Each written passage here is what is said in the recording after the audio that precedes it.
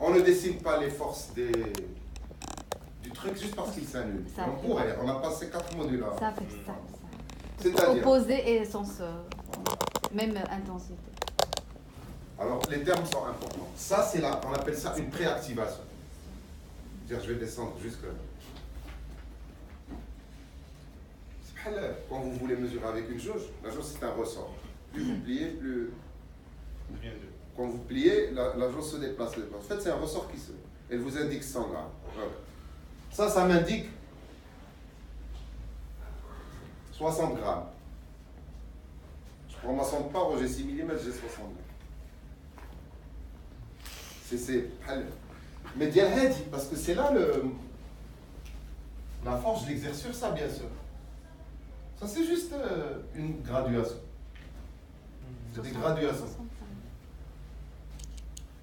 Ok. Donc, j'exerce une force vers le bas. Je sais que c'est 60 grammes. 65. 65. Okay. 65, c'est pour la molaire.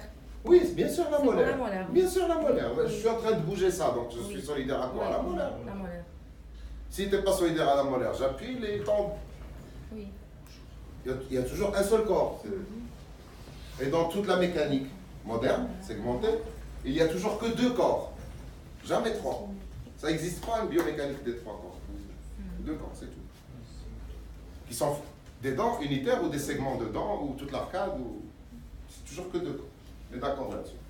On se parle de solidarisation, on fait ce qu'on veut. Donc, 65 grammes, 1300 grammes, une petite force verticale la même qui est là, et la réaction, moins 65 grammes ici. Comme c'est symétrique, je sais que j'ai moins 1300 grammes ici, pardon, plus 300, parce que c'est dans le sens, et que les forces verticales s'annulent, parce que c'est symétrique. C'est comme ça que je sais que j'ai 1300 grammes. C'est-à-dire que j'utilise un raccourci de réflexion parce que je me mets en V symétrique. C'est-à-dire en bouche, je centre mon pli. Je sais qu'il n'y a pas de force verticale. Je centre bien, je suis précis. Mais c'est pas la peine d'être très précis parce que c'est l'histoire du vélo. Ce qui est important, c'est d'observer ce qui se passe et de savoir donner le bon coup de volant. C'est pas tellement d'être. Pardon? En V symétrique. Le même moment s'exprime. Ouais, forcément. Pardon, le centre de résistance, c'est pas la même distance. Le moment, c'est la force fois la distance. Quelle distance? La distance du poids, d'accord, de la force. Du centre de la résistance. Ben, c'est toujours la même, c'est toujours 20 mm. C'est ça là. La distance.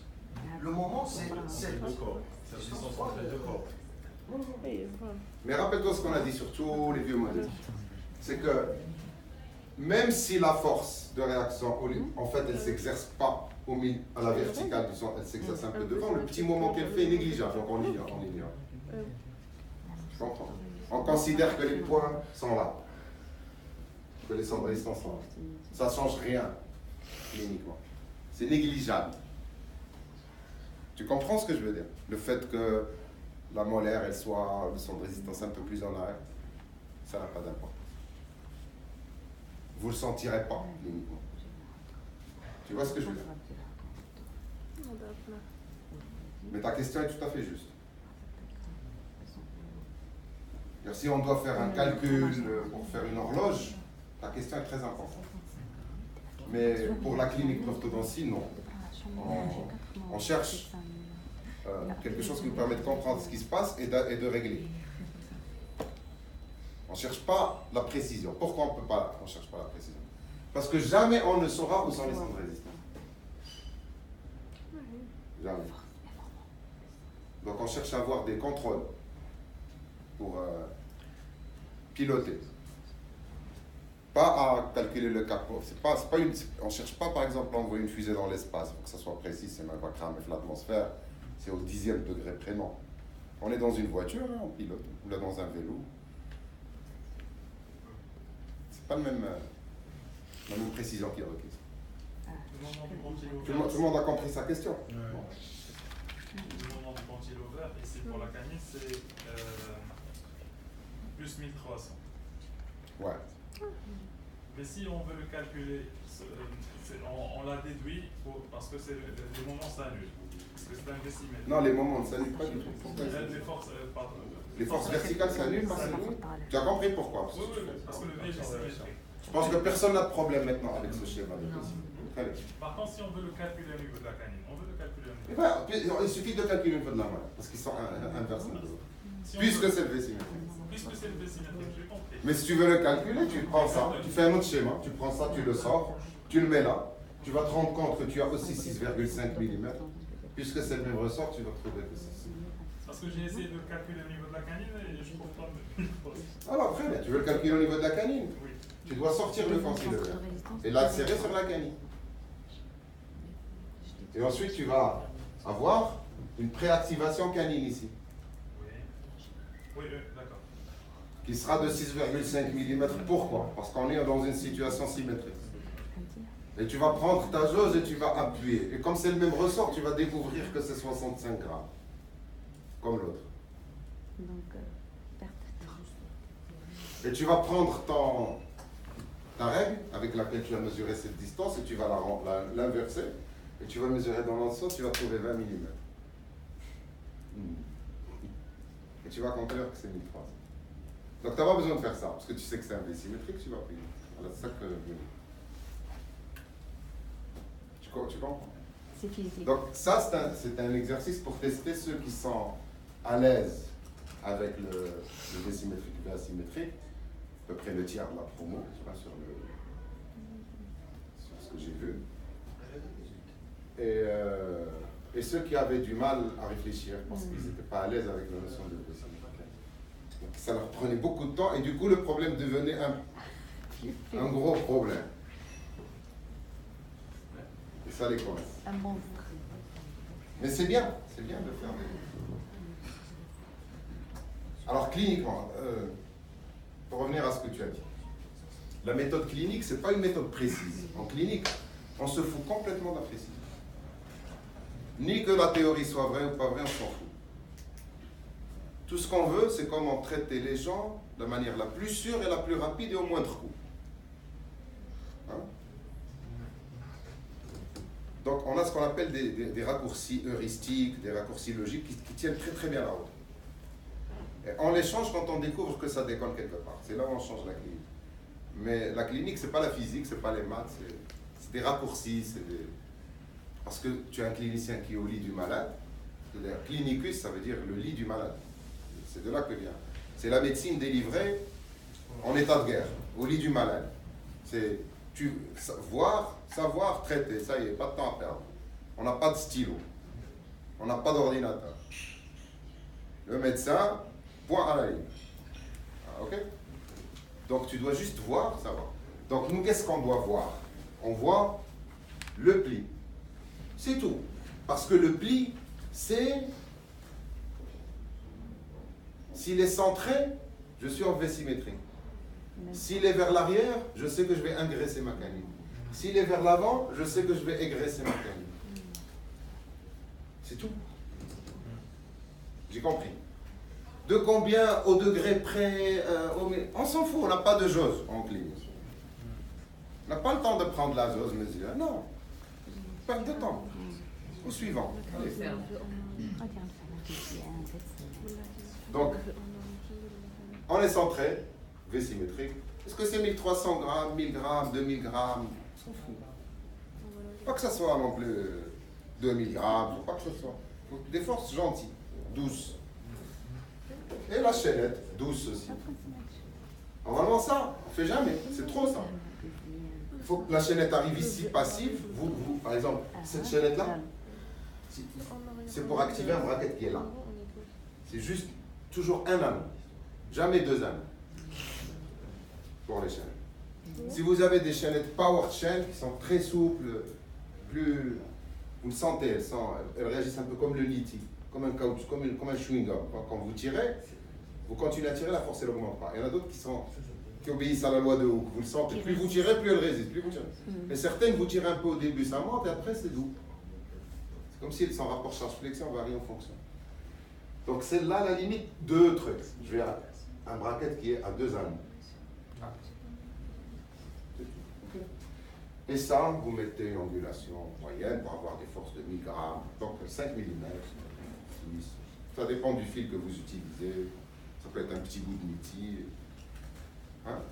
Ça veut dire si vous avez du 20 mm ici, il faut que vous devez mesurer une force de 50 grammes environ. Pas grand-chose. Donc on sait qu'on est en vis symétrique, on sait qu'on a un moment gentil, une force gentille. Au revoir. Revenez me voir dans 3 semaines ou dans 6 semaines. Quand il revient, qu'est-ce que vous observez? J'ai eu de l'aversion, j'ai eu une translation parfaite, j'ai eu un redressement d'axe. Translation avec redressement. Si vous avez une translation avec redressement, si vous voyez une translation avec redressement d'axe, ça veut dire quoi? Ça veut dire que vos moments sont trop importants. Si vous voulez une translation, mais vous vous rendez compte que vous avez trop mésioversé la canine. Elle recule, mais elle se mésioverse. Attention, je vais avoir un choc entre mes apex en haut. Doucement. Je vais créer un choc au niveau des apex.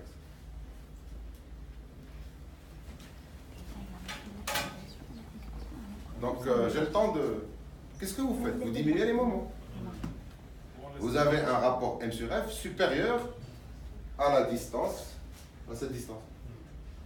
Donc, ça veut dire quoi? Ça veut dire que le moment de votre cantilever est trop... il reste un peu de moment de votre cantilever. Le moment de votre cantilever domine le moment de la force. Parce que le moment de la force, c'est F fois D. F fois D. M, c'est vous qui décidez. Donc, si M est supérieur à F fois D, donc à 10 ou à 12, ça dépend. D'accord? Ouais. Donc, cliniquement, vous savez comment contrôler l'apex, le recul de l'apex, on peut dire ça comme ça. Vous savez comment contrôler le recul de l'apex en augmentant, en diminuant les moments. Si l'apex recule trop vite par rapport à la couronne, diminuez les moments. S'il recule trop lentement par rapport à la couronne, augmentez les moments. Cliniquement, on fait juste une observation ou on fait une radio pour vérifier un petit peu? Pas de radio. Par contre, ce qui va être intéressant, c'est de prendre une sonde paro et d'essayer de voir si l'apex si le bracket de ta canine regarde bien dans le plan d'occlusion. Hein? Une sorte de readout. Tu prends une sonde paro, tu la plaques sur la gorge. Et si elle est dans le plan d'occlusion, tu notes que c'est dans le plan d'occlusion. Si c'est dans le plan d'occlusion, ça veut dire que c'est une translation. Non, au départ du mouvement, quand tu as mis ton truc. Après, quand le patient revient, tu vas voir. Tu remets ta sonde paro. Elle est là. Ça veut dire que tu fais de l'aversion. Donc, augmente les moments. On augmente les moments du cantilever. Ça pointe là. Ça veut dire que tu fais trop de déplacements d'apex. Donc, tu réduis tes moments. Regarde, tu dois voir, savoir à quoi ça correspond, prendre la bonne décision. Va, tac, tac, tac, tac, tac, tac, tac. Si c'est pas ça, alors la méthode n'est pas une méthode clinique. C'est une méthode qui nécessite des examens complémentaires ou des analyses biologiques. Donc on n'en veut pas. C'est une technique de deuxième choix. Toujours premier choix, technique clinique, purement clinique. Excusez-moi. Pour augmenter le moment, je vais augmenter la préactivation et pour réduire le moment, je vais réduire la distance. Là, les préactivations. Oui, la distance. Alors ça s'appelle une préactivation. Préactivation. Pour ne pas avoir de confusion avec la distance. Ça, c'est la préactivation de la molaire. Et si tu insères ici, c'est la préactivation de la canine.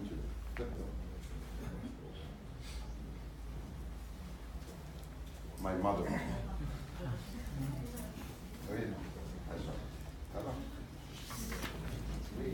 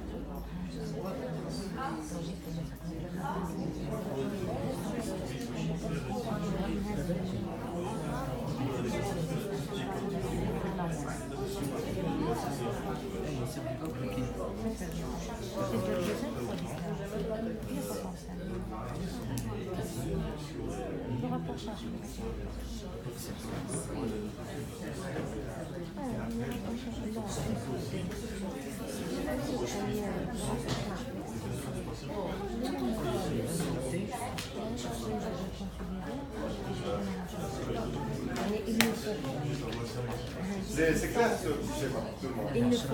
Bon, maintenant, ça va.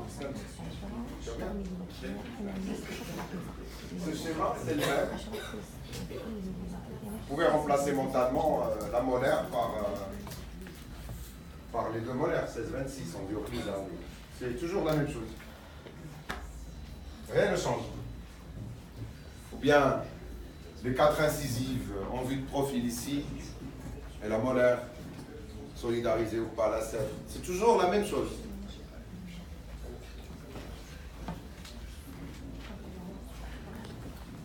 Oui ou non? Ça ne change rien à votre approche clinique. Vous pouvez avoir des trucs difficiles à lire, par exemple un arc de base, où il n'y a pas juste un petit pli. Donc vous ne savez pas si vous êtes centré ou pas. Hein? Vous pouvez avoir une boucle qui a une forme très bizarre. Comme les boucles des Californiens, Barry Girls. Hein? Des boucles. Vous avez des boucles qui sont comme ça. Hein? Ils s'amusent. Eh bien, qu'est-ce que vous faites? Là, vous êtes obligé d'insérer sur une dent et de lire la préactivation exactement. Et ensuite d'insérer sur l'autre et de lire la préactivation. Donc, quand vous insérez là, vous mesurez 6 mm, vous voulez un peu symétrique, insérez là. Si c'est 7, donnez le bon pli pour que ça soit 6. Pour qu'ici, vous ayez 6. Quelle que soit la forme de la boucle. Hein, ça, vous ne pouvez pas voir géométriquement si le pli est centré ou pas. Mais vous en sortez quand même, toujours en mesurant la préactivation. Si vous avez 2 préactivations identiques, vous êtes en vérité. Parce que c'est cette préactivation qui est le départ de la force. C'est là. Ce qu'on fait, c'est qu'on rentre des fils dans les braquettes. Donc, quand vous rentrez le fil dans la braquette, c'est là où vous faites des forces. Vous stockez de l'énergie dans l'arc. Sinon, vous pouvez laisser les fils comme ça, il ne se passera rien. Donc c'est cette force-là qu'il faut analyser, par le détail. Et cette force est proportionnelle uniquement à ça, qu'on appelle la préactivation. Donc si vous avez 2 préactivations égales sur 2 corps, vous êtes en vraie symétrie.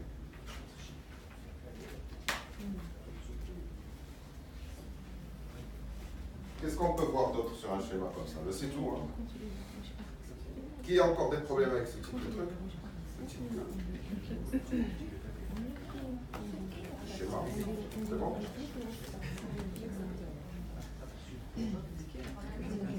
Bien. Et là.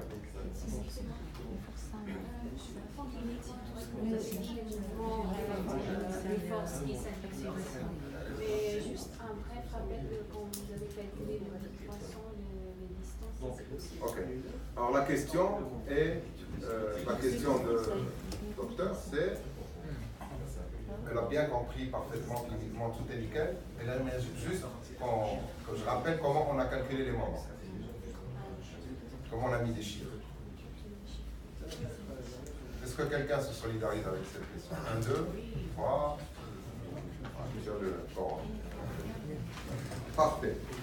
Donc, quand je vais insérer, je vais exercer une force ici, sur ce fil, en fait sur ce corps, donc, sur la molaire, hein, c'est solidaire.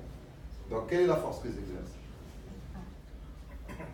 10 fois 6,5, 65 grammes. Il me faut 65 grammes. Parce que la force s'exerce sur le ventre du tube, c'est ça? Oui, c'est une approximation. En fait, elle s'exerce là. On s'en fout. J'ai dit que la différence n'est pas significative cliniquement. Cette petite différence, compliquée à mesurer, on ne sait pas où est le centralisme. Donc, en réalité, on ne sait pas où est le centralisme. Donc, comme approximation, on mesure ça parce que ça, on peut mesurer au millimètre près. Et facilement avec un piacolis ou ça, alors que ça, on ne peut pas mesurer. Comment on peut mesurer ça? On risque de se tromper plus. Donc, puisqu'on ne peut pas le mesurer, on fait une approximation. C'est ce que j'ai dit. Ok? Les valeurs seront fausses, mais vraies cliniquement. Donc, c'est bon. La clinique, on traite des gens, on ne comprend pas tout en médecine. On ne comprend rien. On traite les gens.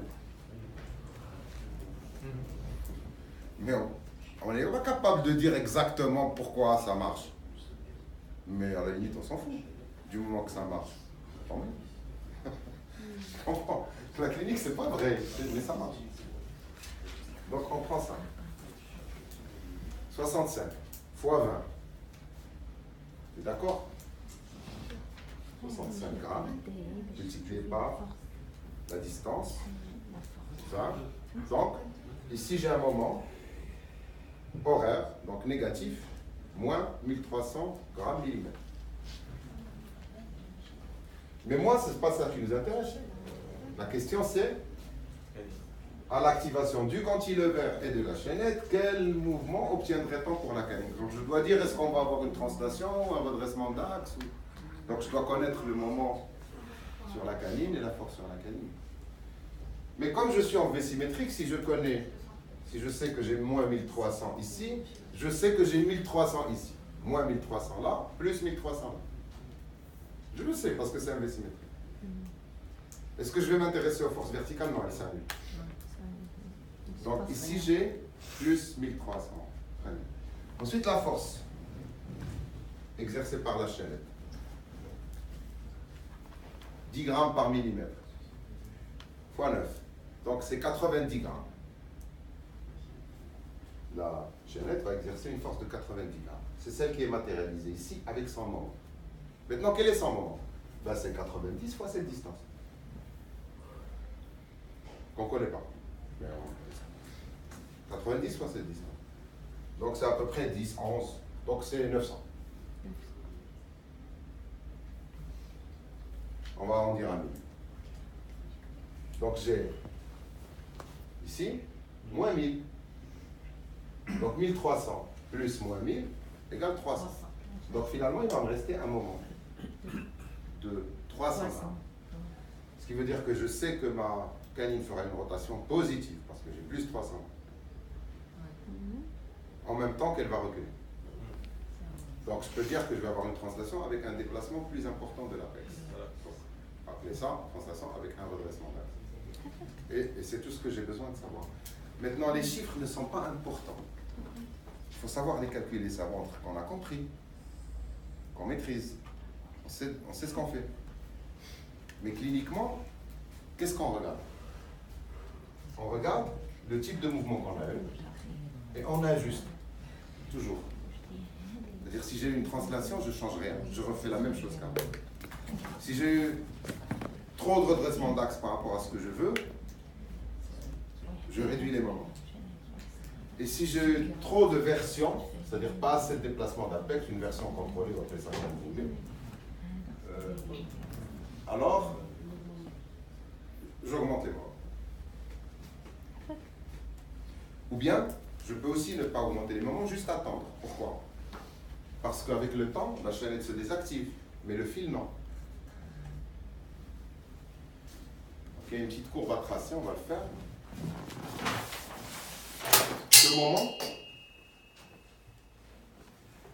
Ce moment, 1300 grammes, on va dire qu'on a 0 mm, un espace à fermer de 8 mm. 4 mm. Les moments qui viennent du pli ici, d'accord, vont se réduire au fur et à mesure que la distance, parce que le moment c'est la force verticale qui ne bouge pas, qui ne reste pas, et le D diminue. Donc en fait le M, le moment, qu'on ajoute nous, hein, pas le moment de F, pas M de F, M, il va avoir une diminution assez douce. M de F, on va le mettre dans une autre couleur, parce que la chaînette perd de la force.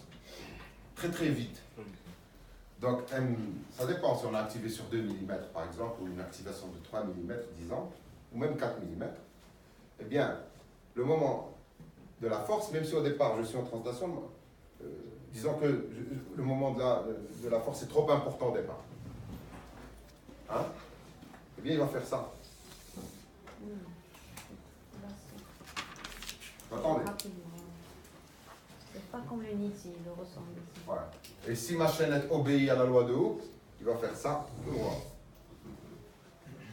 Chaque millimètre perdu, hop en 5.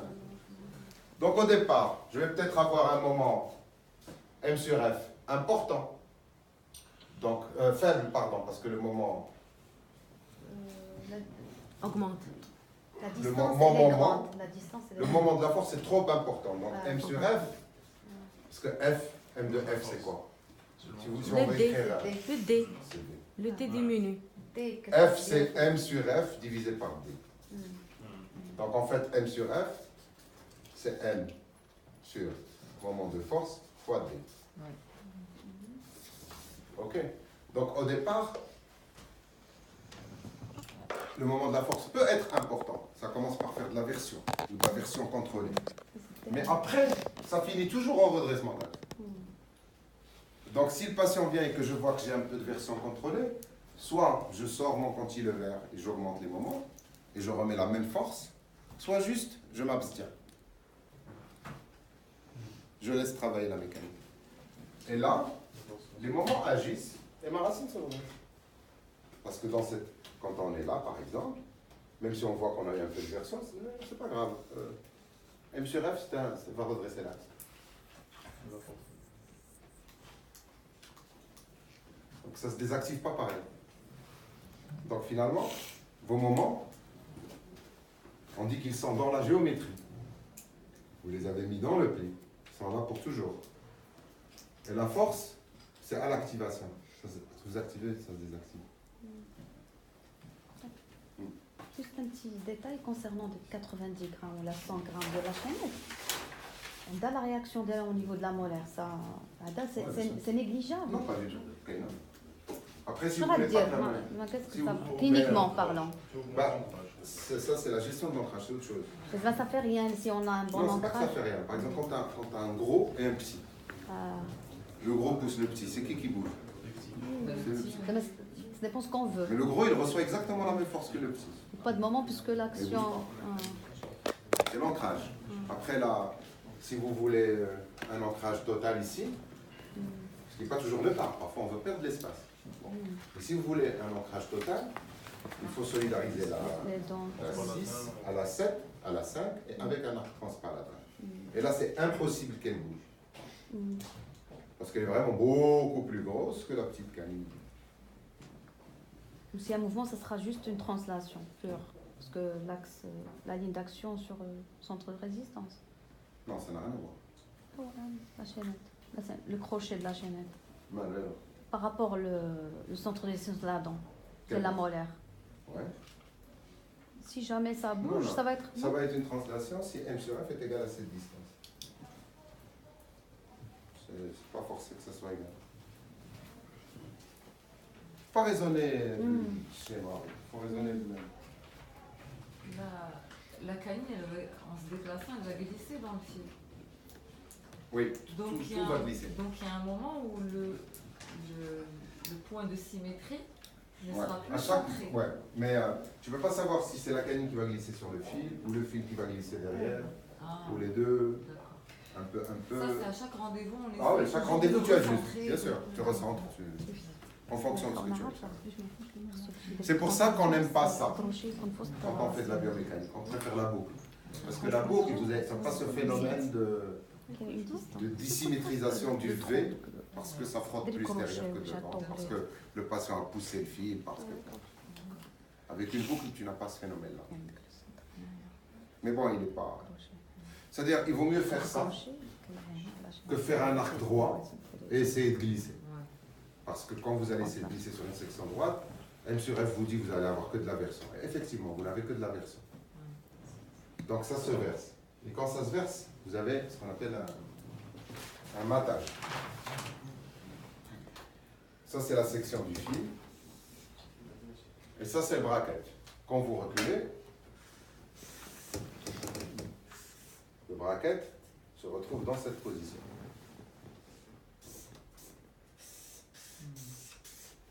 Et ici, hein, la dent se verse vers moi.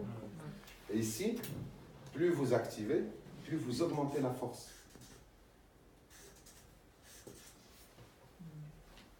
de frottement ici. Et le frottement est proportionnel à la force. On en a parlé. Plus vous avez de... Plus ça... Et on peut souder des métaux comme ça, par frittage. Et donc ça coince. Ça avance plus. Première raison pour laquelle ça avance plus. Les solutions qui ont été proposées, c'est de réduire les volumes des arcs, acheter des braquettes plus chères parce qu'ils sont mieux polis, alors qu'on peut les polir nous-mêmes, miroir. Hein? Vous prenez une cupule, vous polissez votre braquette, il brille. Jamais vous verrez un braquette fournisseur qui brille autant que les braquettes que vous polissez vous-même. Donc vous achetez les brossettes, vous polissez la gorge. Polissez le fil aussi, si vous pouvez polir le fil. Il faut savoir, le polissage, vous avez des cupules. Le polissage de braquettes à l'aide de d'une brosse chèvre. Un des forts, je peux vous la montrer si vous voulez. C'est les poils de chèvre qu'on utilise pour polir. Les grosses poils de chèvre. Pas les grosses poils de chèvre. Si tu utilises des charges à l'alumine ou au diamant, tu vas changer la gorge. Mais si tu utilises des brossettes de polissage, ça s'appelle quoi? En même temps, même si tu changes la gorge, tu t'en fous. Pas trop là, mais tu t'en fous. Quand on a fait des études pour mesurer la précision des gorges, des braquettes, c'était à mourir de rire. C'est n'importe quoi. Et on le voit avec le microscope souvent. Surtout qu'en premier module, vous nous avez demandé de ne pas mettre des full size, éviter l'expression totale de la... En plus, parce que là, en plus. Donc c'est une précision inutile. En supposant qu'ils sont précis, ils sont tout à fait... C'est une précision complètement non pertinente, non inutile, dangereuse. La finalité au niveau du recul, qu'est-ce que vous recommandez? Une traction, un recul sur un full size ou un recul dimensionné? Moi, je recommande les boucles. Si c'est des reculs importants, je préfère le segmenter. Mais si tu dois glisser, il vaut mieux glisser sur des cantilevers pliés. C'est-à-dire tu fais du segmenté en fait. Et ça, c'est un segment de fil. Tu ne peux pas faire ça avec un arc continu. Tu prends juste un petit bout de fil. Et tu contrôles plus souvent que si tu as une boucle. Parce que ton V il peut se dissymétriser tout seul. Ça peut glisser plus derrière que devant. Ou l'accessionner au niveau de la dimension. Alors la dimension des arcs, elle n'a aucune importance en segment. Disons full size, machine full size. On s'en fout. À lèche. Parce que la seule chose qui compte, c'est cette hauteur. Par exemple, imaginons que tu es sous-dimensionné. Tu vas juste avoir un peu de jeu. Cette hauteur va être un peu plus bas, c'est tout. Mais ça ne change rien à la mécanique. Ça ne change rien en force. Quand vous dites des reculs Continue. C'est les deux. Alors, continue. Moi, je ne fais pas de mouvement continu. Sauf quand les dents sont déjà alignées. Tu vois, quand c'est vraiment une gouttière. C'est juste pour... les espaces sont fermés, les torques sont corrects, on n'a pas de... Bon, je mets un continu. Oui, mais la question... En sachant, excuse-moi, qu'il va délivrer des informations qui vont me donner mal à la tête, parce que je vais plier beaucoup. Et ce que je fais moi maintenant le plus, c'est définition par gouttière. Je n'ai pas encore systématisé à tous mes cas, mais j'ai commencé. Non. C'est quoi? Définition par gouttière? Définition, ça les définitions. Non, définition. C'est-à-dire une fois que j'ai fermé mes espaces et que je vais commencer à m'embêter m'embêter avec un arc continu pour faire définition, je débague et je donne une gouttière au patient dans la journée, dans la séance.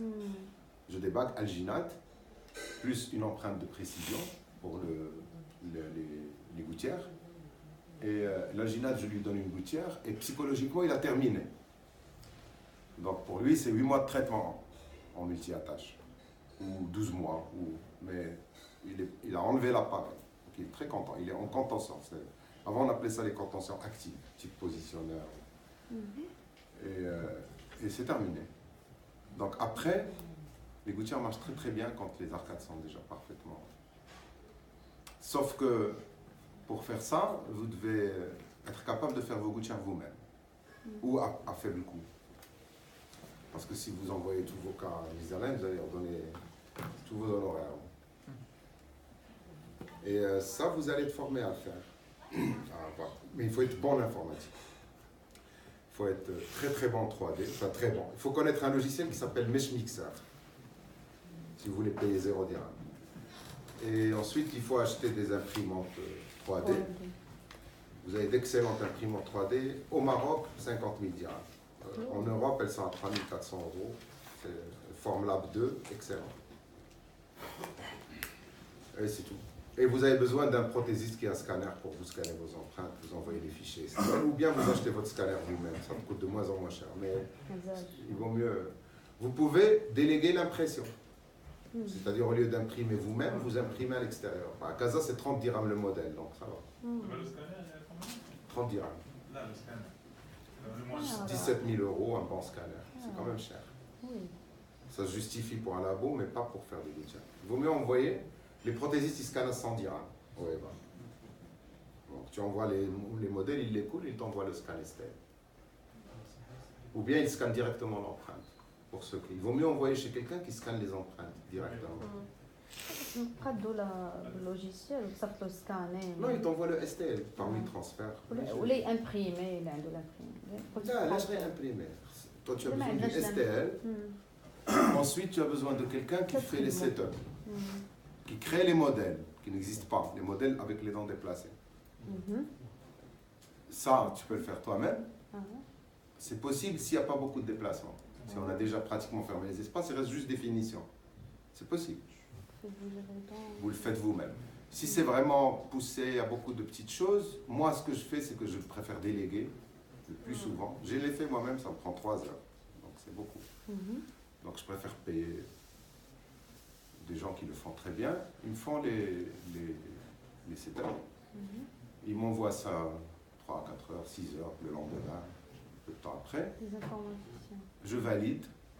Non, pas des informaticiens, des prothésistes spécialisés en orthodontie. Et ils m'envoient le setup. Si le setup est bon, je commande les gouttières. Après, le logiciel calcule combien de gouttières il faut. C'est une série de gouttières. Ouais. 3, 4, 5. Comment c'est pas En finition, c'est rarement plus que 4. Rarement. Vous passez à les aligneurs. La passons à des gouttières. Et à la fin des gouttières, on met la tendance en fixe. Comment est-ce que vous savez que le setup est OK? Oui, c'est bon. Ben, il y a des règles, il y a une manière de... Tu n'étais pas là hier, si? Avec le tableau, c'est ça? Tu étais là hier? Oui.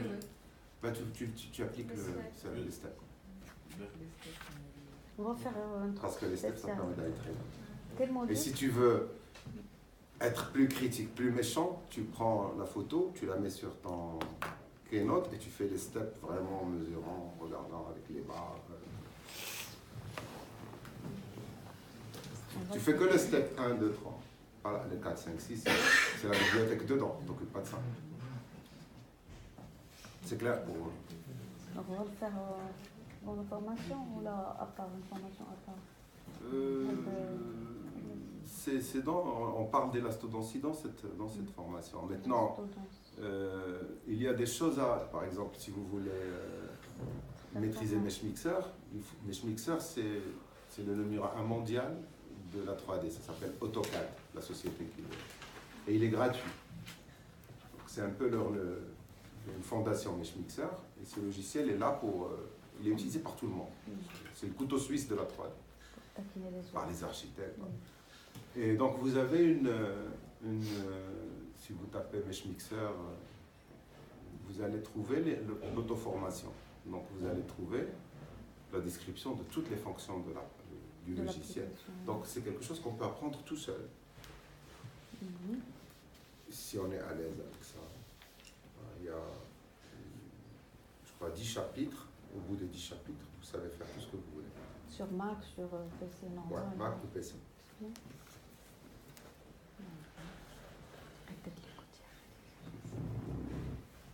Ou bien vous déléguez.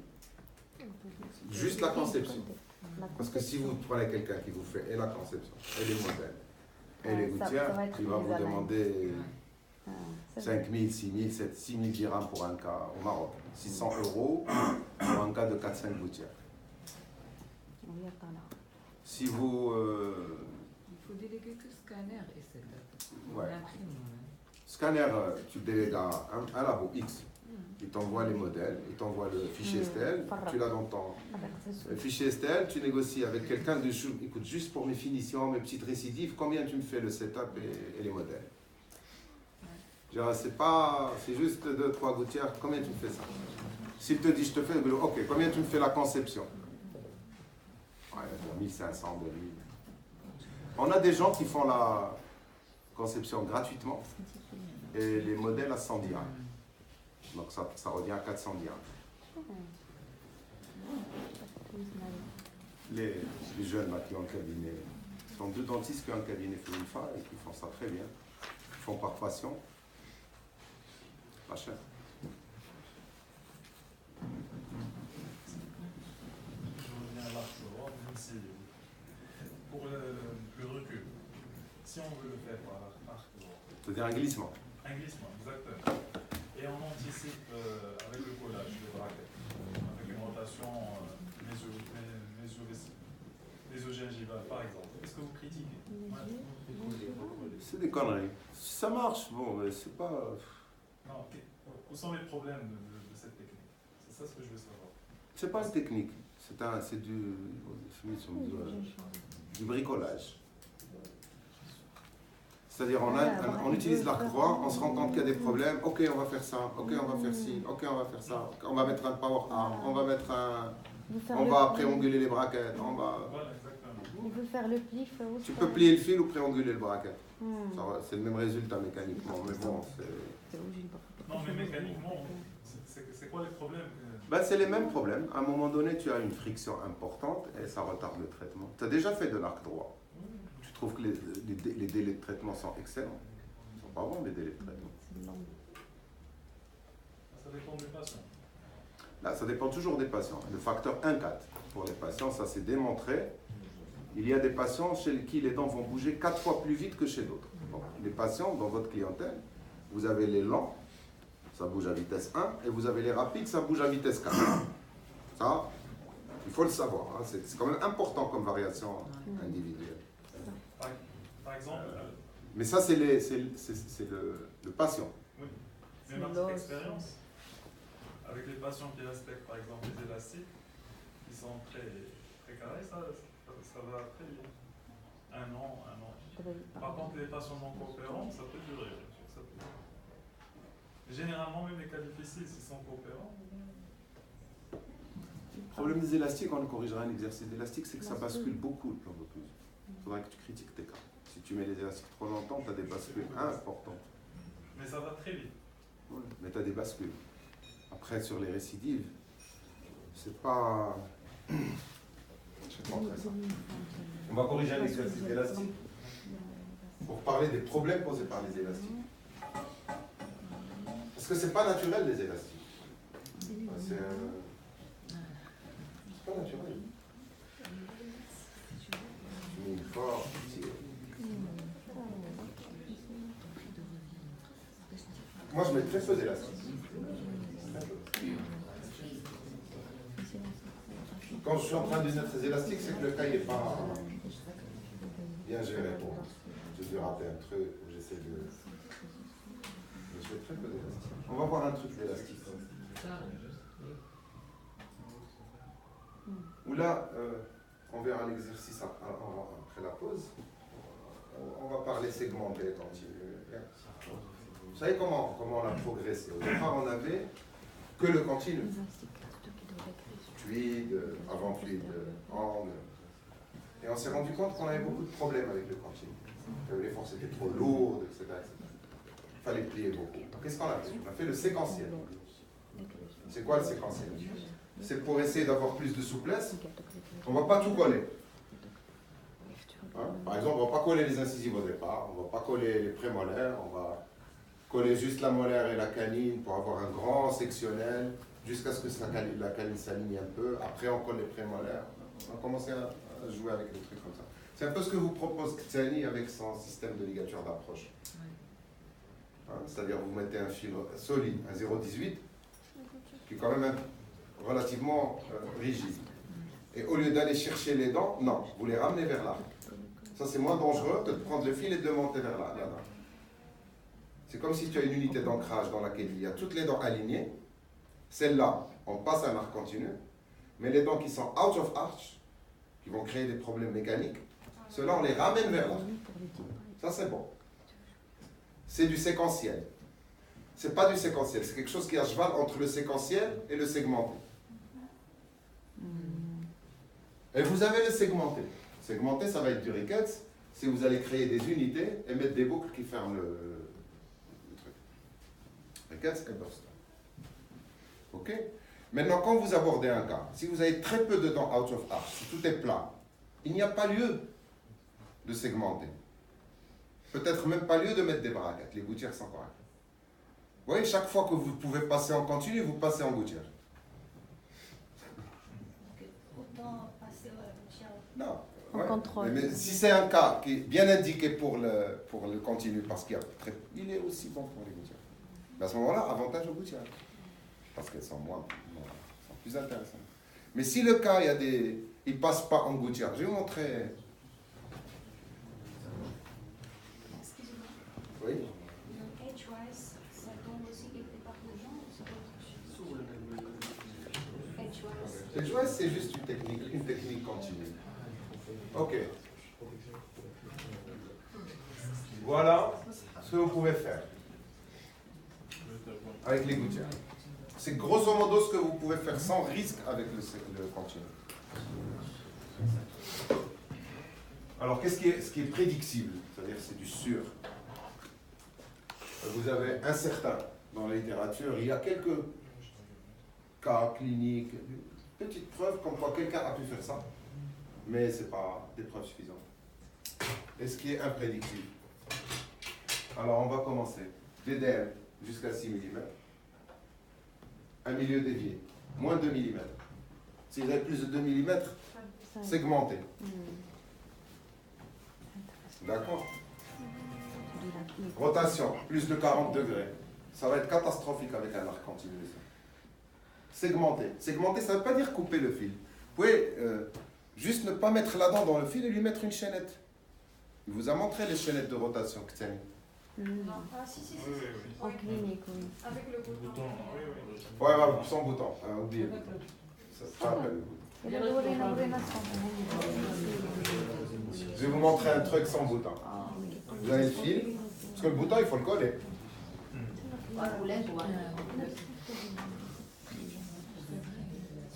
Une dent en rotation, ne la mettez pas dans l'arc. Au contraire, utilisez l'arc pour créer l'espace nécessaire s'il faut de l'espace. Par exemple, pour une centrale, si vous voulez la tourner, il lui faut un espace correct. Vous ne l'avez pas. Donc, utilisez l'arc pour ouvrir l'espace. En mettant un pot. Un ressort. Un ressort. D'ouverture. Et pour faire tourner cette dent, dans quel sens vous la faire tourner? Dans ce sens. Donc, il faut que je la tire par là. Prenez une chaînette. Passez le bout de la chaînette dans un anneau. Ça vous fait un lasso. Ici. Hein, vous rentrez votre chaînette et vous faites le lasso ici. Vous attachez votre chaînette ici. Sur l'arc. Hein, avec une mathieu.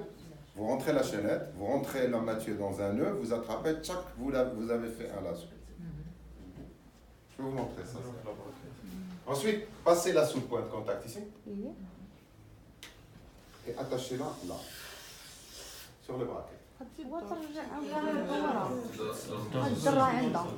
Alors vous ligaturez ici.